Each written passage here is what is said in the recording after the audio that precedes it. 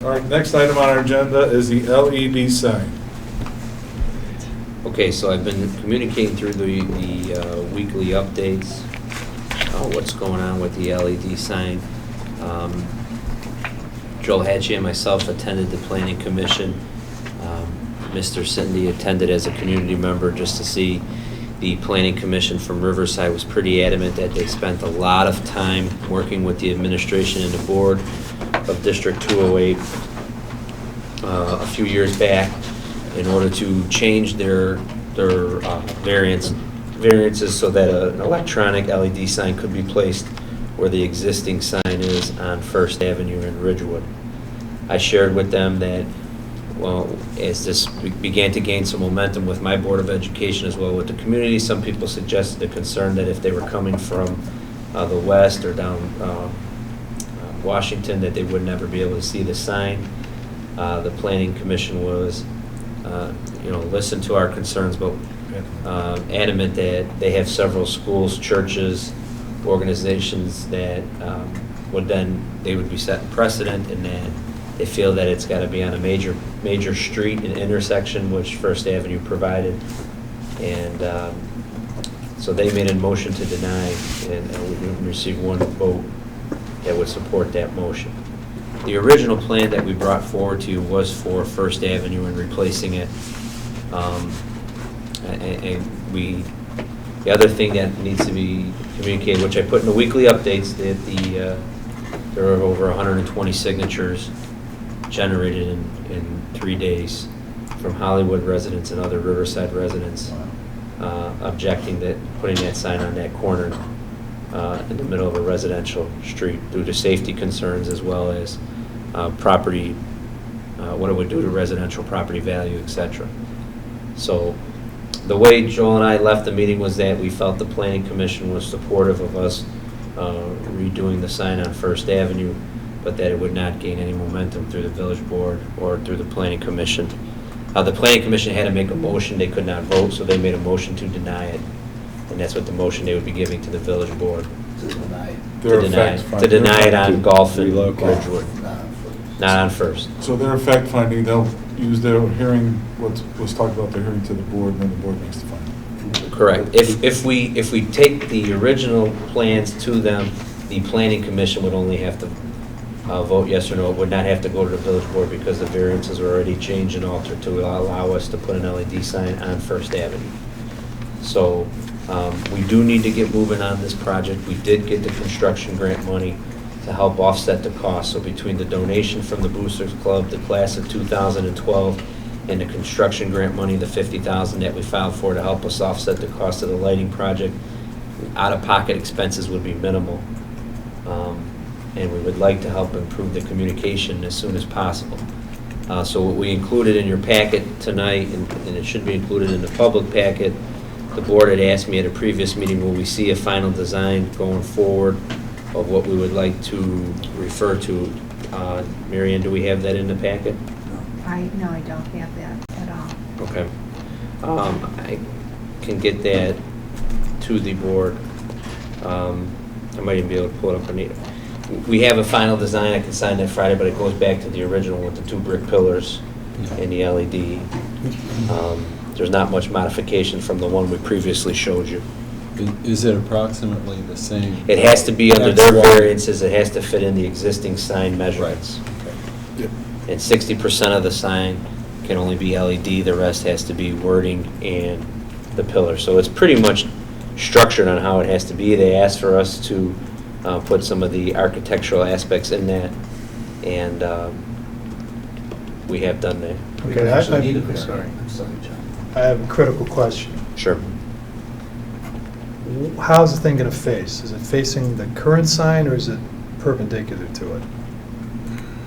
It would be in the existing location, so that east or north and southbound traffic on First Avenue would see it.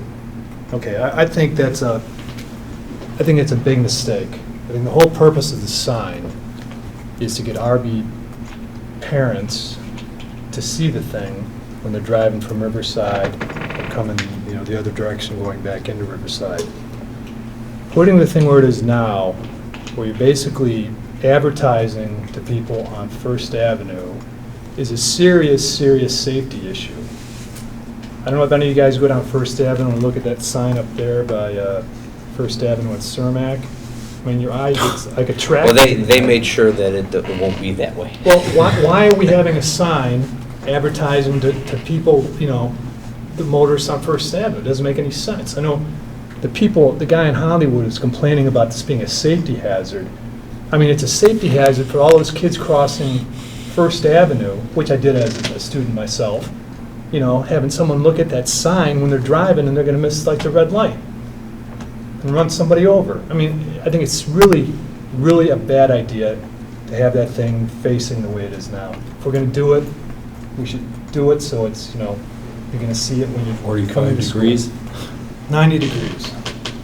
You know, I appreciate that. I think, I mean, if you think about most high schools that have these signs, though, they're on major pathways that are advertising to all passersby so that people, I mean, every high school I'm thinking just off the top of my head that has these, they're sitting on a major intersection or a major point of their school where anybody passing by, whether it's, I mean, I'm just thinking quickly on the way to work today, like going by Nazareth on Ogden. I mean, it's facing Ogden, east to west on Ogden, so that everybody passing by could see. Yeah, but That's Nazareth our- isn't that a cross street? That's their only alternative.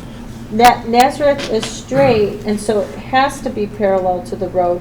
If you look at Timothy Christian, they've got a sign, and it's slightly, like John was saying, slightly angled, so that if you're on the crossroad, parked at the light, you could read the announcements. You know, as a parent, if you're going down Prospect, you could read those announcements. We're on a cross, you know, Right. we have, so I wonder if we can angle it so you could see it if you're Is this waiting sign at that both light. sides?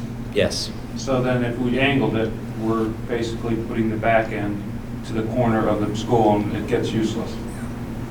Where if you have it the way it's set up now, you can get it coming from North and south. north and south. Yes. Yeah, but how So many? think about that. And if someone But if- stopped at the light at Ridgewood and First Avenue, waiting to turn on to First Avenue, they can still see the sign.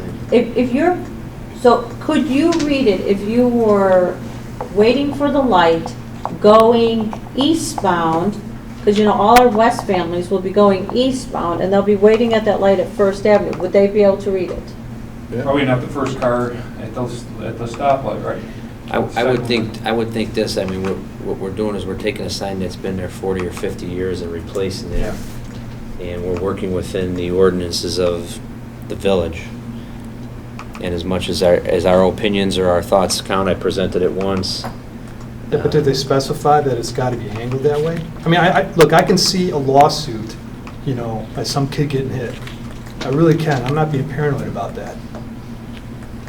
What would What, stop? lawsuits? What, your deaths from these signs? I mean, I'm I pretty hope not. common, if you drive by a high school on a major thoroughfare, they have an LED sign in front of it nowadays. But right next to a crosswalk where like, you know, every kid from Sandburg's Riverside right on the goes. corner. I don't think so. With Range and 131st. 31st, it's bigger than the one we're putting. in. But that's not, it's right next to the crosswalk where kids are like going across the street. That's not the same. I know what you're talking about, Sandburg. It's whatever. It's not the same. It's not like that Gerzik sign that you're talking about, that crazy thing up on Cermak. No, it's not. It's They slow amber. it down. It's amber. They have variants on how fast the messages can Yeah. go, and it has to be shut off Between after 10 Yeah, I 10 p.m. understand John's and- concern, you know, sometimes I'm looking at a sign that changes all the time, and, you know, I'm just driving along like that, and I'm waiting for the cycle through so I can see what the last message was.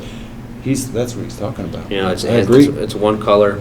Yeah, basically, it's an electronic version of what's there. You don't have a guy That's what I'm putting little saying, letters exactly. on there. Exactly. So All right. we I think changed it's a we good changed the thing to sign leave it and it there. cost us very little money. We update the And You it's don't have the guy handing letters architecturally anymore. similar except updated. It dresses up the front of the school. It's the same exact location. It's just now it's digital. It can be done from an office instead of having an Aramark employee go out there and change the letters on a daily basis. And we do have, we're required to shut it off at a certain time? Yes, What time? 10 p.m., Yeah. 6 o'clock. at 6 a.m. to 10 p.m. So is this when thing, when we'll run, and then at 10 p.m., just the RB, Just says RBI? yeah, where the lettering is, but the sign can't be running messages after 10 p.m. well, see, that's what I mean, running a message, it distracts your eye. If it's just like, you know, it's a printed piece of paper with a sign on it, it's electronic, that's one thing. If you're scrolling there. I don't think it's scrolling. Is it scrolling? I think they took the Yeah, but scrolling out. The sign will pop up a message, then like after a 30-second or 15-second delay, then another message comes up. Something, like a snapshot that's gonna stay Right. there. It doesn't for allow you to 30 do like the seconds. waving flags and some, they have some things that, Yeah. their safety, that's what they said, they spent a ton of time on this to make sure it was safe and. We actually passed a resolution to do what we're doing, Yeah. right? That's Then what John I'm- suggested, let's put it the other corner. Right. The village says, no way, we're not giving you a variance, so we're back to status quo, what we had already approved. So my recommendation to the board is I'd like to get the bid, the RFP out there so we can get some bids and that you can vote on the bid in August and we can get this thing moved so we can try to have it in before winter. Or at least November when we can't get to the ground. Okay, do we have any problem with that? For the RFP, let's get the RFP. I did fight for it, John. Matt was there. I'm still saying. we John, I can want to tell you turn- right now, I've been at village meetings, you would never won this one. so. Well, I agree, but Matt, I'm just saying, think about the angle of the thing. It doesn't make sense to, I can ask him if the angle could be slightly varied so that it would try to get to more. I can ask that. But I think what we're saying now is that we'd like to fit in within their variance to get this project moving because we have money on hand and before something else breaks or I know. it doesn't, I mean, it would dress up that corner. Okay, so what we're gonna do is, Kevin's gonna bring us back a result of his RFP for our August meeting. And I will put the picture in this week's weekly update so you can Thank see you. that. I'm sorry I wasn't in there today.